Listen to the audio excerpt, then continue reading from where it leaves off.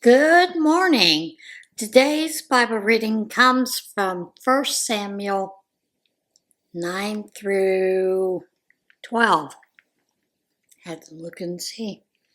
All right, let's get into it.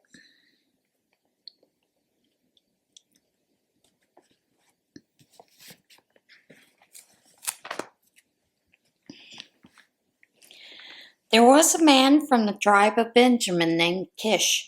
He was the son of Abiel, grandson of Zerah, great-grandson of Becheroth, great-great-grandson of Aphiah, a Benjamite of stalwart character.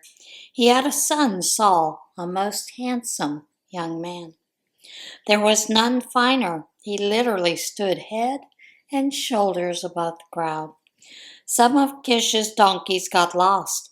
Kish said to his son, Saul, take one of the servants with you and go look for the donkeys. Saul took one of the servants and went to find the donkeys. They went into the hill country of Ephraim around Shalisha, but didn't find them. Then they went over to Shilom. No luck. Then to Jabin, and still nothing. When they got to Zuph, Saul said to the young man with him, Enough of this, let's go back. Soon my father is going to forget about the donkeys and start worrying about us. He replied, Not so fast. There's a holy man in this town and carries a lot of weight around here. What he says is always right on the mark. Maybe he can tell us where to go. Saul said, If we go, what do we have to give him? There's no more bread in our sacks. We've nothing to bring him as a gift to the holy man. Do we have anything else? The servant spoke up. Look, I just happen to have this silver coin. I'll give it to the holy man and he'll tell us how to proceed. In former times in Israel, a person who wanted to seek God's word on a matter would say, Let's visit the seer, because the one we now call the prophet used to be called the seer.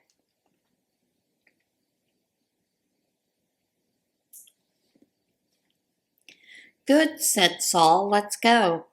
And they set off for the town where the holy man lived. As they were climbing up the hill into the town, they met some girls who were coming out to draw water. They said to them, Is this where the seer lives?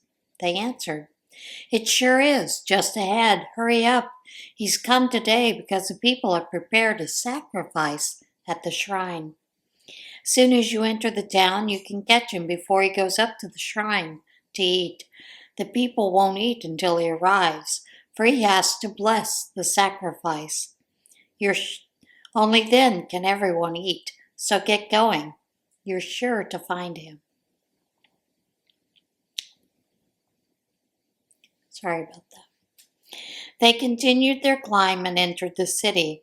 And then there he was, Samuel, coming straight toward them on his way to the shrine. The very day before, God had confided in Samuel, This time tomorrow I'm sending a man from the land of Benjamin to meet you. You're to anoint him as prince over my people, Israel. He will free my people from Philistine oppression. Yes, I know all about their hard circumstances. I've heard their cries for help. The moment Samuel laid eyes on Saul, God said, He's the one, the man I told you about. This is the one who will keep my people in check. Saul came up to Samuel in the street and said, Pardon me, but can you tell me where the seer lives? I'm the seer, said Samuel. Accompany me to the shrine and eat with me. In the morning I'll tell you all about what's on your mind and send you on your way. And by the way, your lost donkeys, the ones you've been hunting for the last 3 days, have been found. So don't worry about them. At this moment, Israel's future is in your hands. Saul answered, But I'm only a Benjamite, from the smallest of Israel's tribes, and from the most insignificant clan in the tribe At that, "Why are you talking to me like this?" Samuel took Saul and his servant and led them into the dining hall at the shrine and seated them at the head of the table. There were about 30 guests. Then Samuel directed the chef, "Bring the choice cut I pointed out to you, the one I told you to reserve." The chef brought it and placed it before Saul with a flourish, saying, "This meal was kept aside just for you. Eat. It was especially prepared for this time and occasion with these guests." Saul ate with Samuel. A memorable day. Afterward, they went down from the shrine into the city. A bed was prepared for Saul on the breeze-cooled roof of Samuel's house. They woke at the break of day. Samuel called to Saul on the roof, "Get up, and I'll send you off." Saul got up, and the two of them went out into the street. As they approached the outskirts of the town, Samuel said to Saul, "Tell your servant to go on ahead of us. You stay with me for a bit. I have a word of God to give you." Then Samuel took a flask of oil, poured it on Saul's head, and kissed him. He said, "Do you see what this means? God has anointed you prince over his people.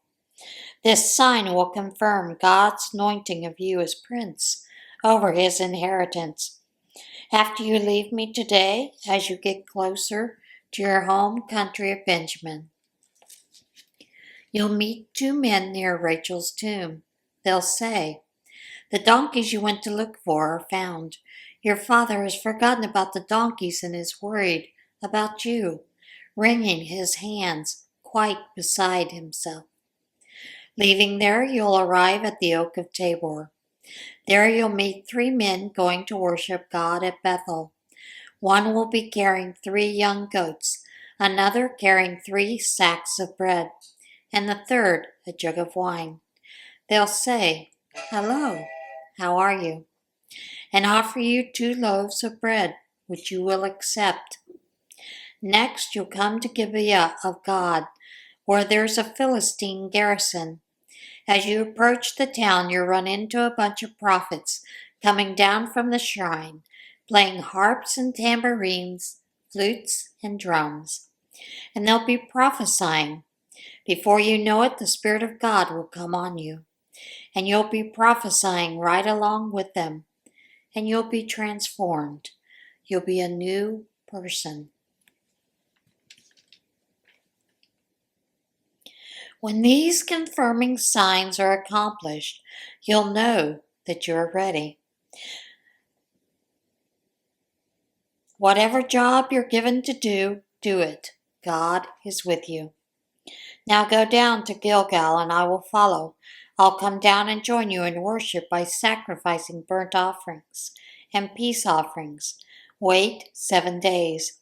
Then I'll come and tell you what to do next." Saul turned and left Samuel. At that very moment, God transformed him, made him a new person, and all the confirming signs took place the same day. When Saul and his party got to Gibeah, there were prophets right in front of them. Before he knew it, the Spirit of God came on Saul, and he was prophesying right along with them. When those who had previously known Saul saw him prophesying with the prophets, they were totally surprised. "What's going on here? What's come over the son of Kish? How on earth did Saul get to be a prophet?" One man spoke up and said, "Who started this? Where did these people ever come from?" That's how the saying got started. Saul among the prophets. Who would have guessed? When Saul was done prophesying, he returned home. His uncle asked him and his servant, "So where have you two been all this time?" "Out looking for the donkeys. We looked and looked, couldn't find them, and then we found Samuel." "So said Saul's uncle. What did Samuel tell you? Saul said, he told us not to worry, the donkeys had been found. But Saul didn't breathe a word to his uncle of what Samuel had said about the king business. Samuel called the people to assemble before God at Mizpah. He addressed the children of Israel. This is God's personal message to you. I brought Israel up out of Egypt. I delivered you from Egyptian oppression. Yes, from all the bullying governments that made your life miserable. And now you want nothing to do with your God, the very God who has a history of getting you out of troubles of all sorts. And now you say, no, we want a king. Give us a king.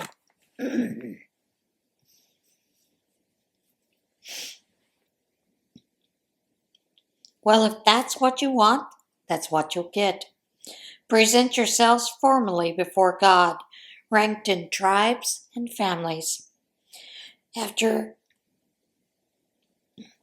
Samuel got all the tribes of Israel lined up, the Benjamin tribe was picked. Then he lined up the Benjamin tribe in family groups. And the family of Matri was picked. The family of Matri took its place in the lineup, and the name Saul, son of Kish, was picked. But when they went looking for him, he was nowhere to be found. Samuel went back to God. Is he anywhere around? God said, yes, he's right over there, hidden in that pile of baggage. They ran and got him. He took his place before everyone, standing tall, head and shoulders above them. Samuel then addressed the people. Take a good look at whom God has chosen, the best. No one like him in the whole country. Then a great shout went up from the people. Long live the king. Samuel went on to instruct the people in the rules and regulations involved in a kingdom, wrote it all down in a book and placed it before God. Then Samuel sent everyone home. Saul also went home to Gibeah, and with him some true and brave men whom God moved to join him. But the riffraff went off muttering, Deliverer, don't make me laugh. They held him in contempt and refused to congratulate them. But Saul paid them no mind. Nahash, king of the Ammonites, was brutalizing the tribes of Gad and Reuben, gouging out their right eyes and intimidating anyone who would come to Israel's help. There were very few Israelites living in the east end of the Jordan River who had not had their right eyes gouged out by Nahash. But 7,000 men had escaped from the Ammonites and were now living safely in Jabesh. So Nahash went after them, prepared to go to war against Jabesh Gilead. The men of Jabesh petitioned Nahash, Make a treaty with us and we'll serve you. Nahash said, I'll make a treaty with you on one condition, that every right eye among you be gouged out. I'll humiliate every last man and woman in Israel before I'm done. Town leaders of Jabesh said, Give us time to send messengers around Israel. 7 days should do it. If no one shows up to help us, we'll accept your terms. The messengers came to Saul's place at Gibeah and told the people what was going on. As the people broke out in loud wails, Saul showed up. He was coming back from the field with his oxen. Saul asked, What happened? Why is everyone crying? And they repeated the message that had come from Jabesh. The Spirit of God came on Saul when he heard the report, and he flew into a rage. He grabbed the yoke of the oxen and butchered them on the spot. He sent the messengers throughout Israel distributing the bloody pieces with this message. Anyone who refuses to join up with Saul and Samuel, let this be the fate of his oxen. The terror of God seized the people, and they came out, one and all, not a laggard among them. Saul took command of the people at Bezek. There were 300,000 men from Israel, another 30,000 from Judah. Saul instructed the messengers, "Tell this to the folk at Jabesh Gilead. Help is on the way. Expect it by noon tomorrow." The messengers set straight off and delivered their message. Elated, the people of Jabesh Gilead sent word to Nahash, "Tomorrow we'll give ourselves up. You can deal with us on your terms." Long before dawn the next day, Saul had strategically placed his army in 3 groups. At first light, they broke into the enemy camp and slaughtered Ammonites until noon. Those who were left ran for their lives, scattering every which way. The people came to Samuel then and said, "Where are those men who said, 'Saul is not fit to rule over us'? Hand them over, we'll kill them." But Saul said, "Nobody is going to be executed this day. This is the day God saved Israel. Come, let's go to Gilgal and there reconsecrate the kingship." They all trooped out to Gilgal.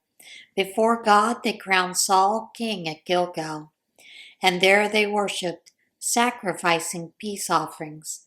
Saul and all Israel celebrated magnificently. Samuel addressed all Israel. "I've listened to everything you've said to me. Listen carefully to every word, and I've given you a king. See for yourself, your king among you, leading you. But now look at me, I'm old and gray, and my sons are still here. I've led you faithfully from my youth until this very day. Look at me. Do you have any complaints to bring before God and His anointed? Have I ever stolen so much as an ox or a donkey? Have I ever taken advantage of you or exploited you? Have I ever taken a bribe or played fast and loose with the law? Bring your complaint and I'll make it right." "Oh no," they said, "never.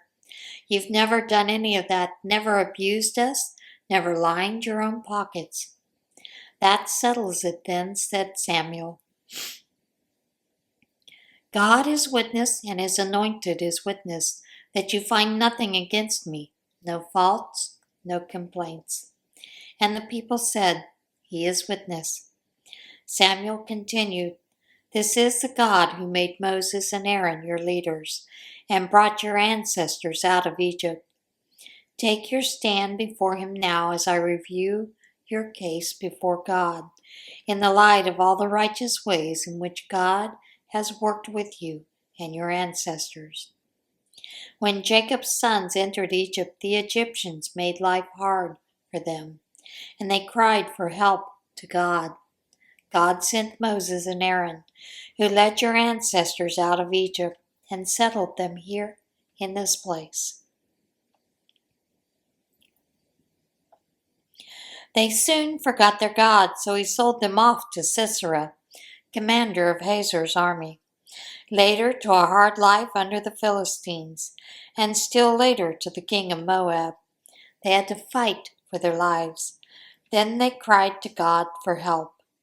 They confessed, "We've sinned. We've gone off and left God and worshiped the fertility gods and goddesses of Canaan. Oh, deliver us from the brutalities of our enemies, and we'll worship you alone." So God sent Jerubbaal, Gideon, Badan, Barak, Jephthah, and Samuel. He saved you from that hard life surrounded by enemies, and you lived in peace. But when you saw Nahash, king of the Ammonites, preparing to attack you, you said to me, "No more of this. We want a king to lead us," and God was already your king. So here's the king you wanted, the king you asked for. God has let you have your own way, given you a king. If you fear God, worship and obey Him, and don't rebel against what He tells you. If both you and your king follow God, no problem. God will be sure to save you. But if you don't obey him and rebel against what he tells you, king or no king, you will fare no better than your fathers. Pay attention. Watch this wonder that God is going to perform before you now. It's summer, as you well know, and the rainy season is over. But I'm going to pray to God. He'll send thunder and rain, a sign to convince you of the great wrong you have done to God by asking for a king. Samuel prayed to God, and God sent thunder and rain that same day. The people were greatly afraid and in awe of God and Samuel. Then all the people begged Samuel, "Pray to your God for us, your servants. Pray that we won't die. On top of all of our other sins, we piled on one more, asking for a king." Samuel said to them, "Don't be fearful. It's true that you have done something very wrong. All the same, don't turn your back on God. Worship and serve him heart and soul. Don't chase other ghost gods. There's nothing to them. They can't help you. They're nothing but ghost gods. God, simply because of who he is not going to walk off and leave his people. God took delight in making you into his very own people, and neither will I walk off and leave you. That would be a sin against God. I'm staying right here at my post, praying for you and teaching you the good and right way to live. But I beg of you, fear God and worship him honestly and heartily. You've seen how greatly he has worked among you. Be warned. If you live badly, both you and your king will be thrown out. And that is it for today's Bible reading. As always, get in touch with God today, and I will see you again tomorrow. Bye.